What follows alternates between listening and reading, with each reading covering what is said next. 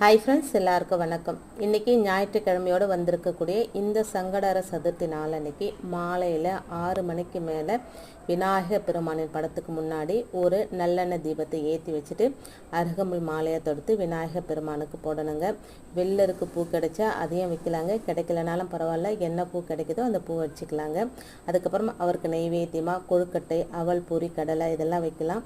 முடியாதவங்க சுத்தமான தேனை நெய்வேத்தியமாக வைக்கலாங்க. அதற்கு பிறகு விநாயகரோட இந்த பாடலை அவருக்கு முன்னாடி அமர்ந்து ஒரு 21 முறை மனசார சொல்லணுங்க.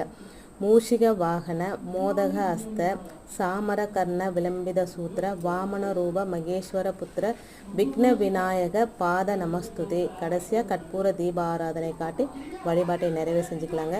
இப்படி சங்கடஹர சதுர்த்தி அன்னைக்கு வழிபாடு செய்கிறவங்க எந்த வேண்டுதலை முன்வைத்து வழிபாடு செய்கிறாங்களோ அந்த வேண்டுதல் விரைவிலேயே நடக்குங்க.